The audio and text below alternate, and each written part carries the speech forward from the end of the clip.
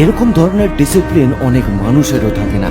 এই শিম্পাঞ্জিটা প্রতিদিন সকালে উঠে ব্রাশ করে, তারপর চপস্টিককে ব্যবহার করে নুডল খায় এবং খাওয়া হয়ে গেলে পাত্রটা নিজেই গিয়ে ধুয়ে আনে। এরপর সে এক্সারসাইজ করা শুরু করে। রডের স্ট্রাকচারকে ধরে নানান কায়দায় ব্যায়াম করে সে নিজের শরীরকে সুস্থ রাখতে পছন্দ করে। তারপর আয়নার সামনে গিয়ে নিজে নিজে চিরুনি দিয়ে মাথা আঁচড়ে নেয়, কারণ সে নিজেকে হ্যান্ডসাম রাখতে পছন্দ করে। তবে ফাঁকা সময়ে সে চিড়িয়াখানায় নিজের থাকার জায়গাকে পরিষ্কার করে রাখে, এমনকি ভিজিটরদের ফাঁকা প্লাস্টিকের বোতলও কুড়িয়ে আনে। আবার কখনো কখনো জলের বোতলে জল ভরে রাখে পরে খাওয়ার জন্য।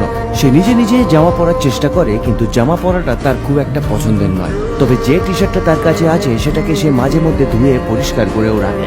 আবার দুপুরের খাওয়া দাওয়ার পর সে নিউজ পেপারকে নিয়ে এমন করে যেন দেশ দুনিয়ার খবর নিয়ে সে সত্যিই খুবই চিন্তিত।